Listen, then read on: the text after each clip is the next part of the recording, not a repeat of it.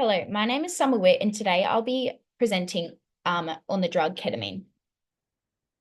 Ketamine is a dissociative anesthetic that has garnered significant attention both in medicine and popular culture. The official name ketamine, from the international non-property name and by Morgan Curran in 2011, it also goes by the chemical name of chlorophenyl methylamino cyclohexanone hydrochloride and is also commercially available as Ketala. It is classified as Schedule 8 controlled substance in Australia due to its medical uses and potential for abuse, as cited by Morgan and Curran in 2011 and Matthew and Zarin in 2016. Pharmacologically, ketamine acts primarily as an NMDA receptor antagonist, which differentiates it from traditional GABAergic anesthetics by Matthew and Zarin in 2016. While initially used for anesthetic and pain management, recent research has highlighted its effectiveness for treatment-resistant depression, PTSD, and suicidal ideation by Kurita et al. In 2014 and Gura et al. In 2016. However, ketamine's potential for misuse, often for its hallucination effects, complicates its therapeutic promise, as stated by Henderson and Labor in 2022.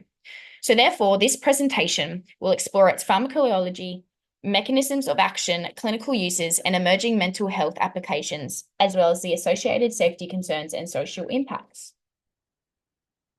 So the history and development. Ketamine was synthesized in 1962 by, you can see there, Dr. Calvin Stevens at Park Davis Laboratories as a safer alternative to phencylamine, PCP, which had significant psychotropic side effects, as stated by Hirota and Lambert in 2011.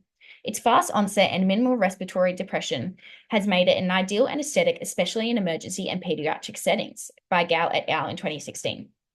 So during the Vietnam War, ketamine became widely used for its ease of administration and reliable pain relief, by Hirota and Lambert in 2011. So then in the 1990s and 2000s, ketamine's rapid antidepressant effects were noted, particularly for treatment-resistant depression, which then sparked renewed interest in its psychiatric applications, as stated by Zuramovsky et al. In 2020 and Matthew and Zaret in 2020. So despite its potential, the drug also found its way into recreational use, often for its hallucinogenic properties, adding complexity to its public's perception. So pharmacology. I'm going to talk about the mechanisms of action.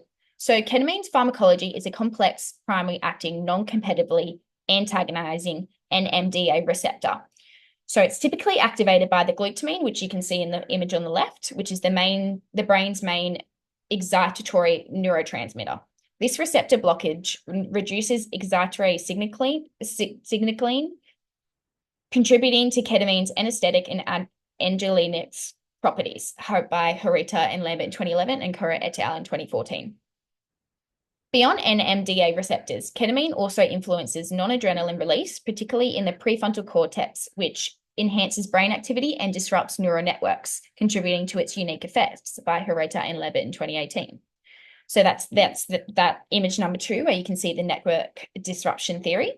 So EEG studies have shown that ketamine induces high-frequency gamma activity, further supporting the neural network theory of ketamine's impact on brain connectivity, by Banks et al. In 2020.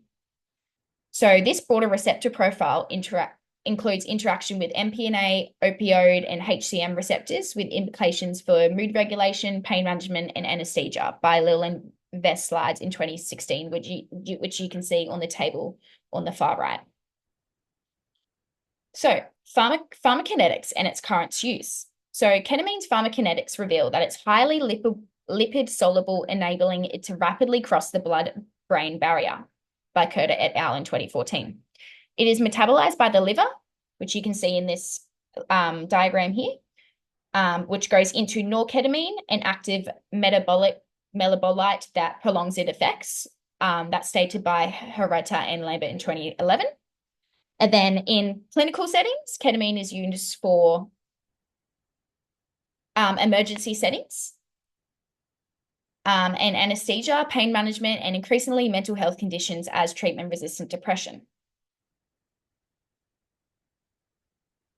Its rapid onset and ability to preserve cardiovascular stability make it ideal for trauma and shock, by Curdy et al. In 2014.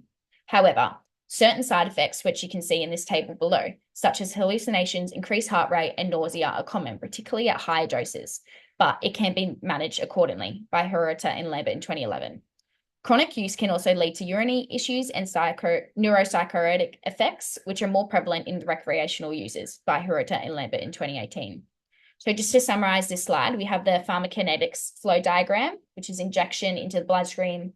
The liver then metabolizes it with the norketamine, and then it gets excreted through urine or feces.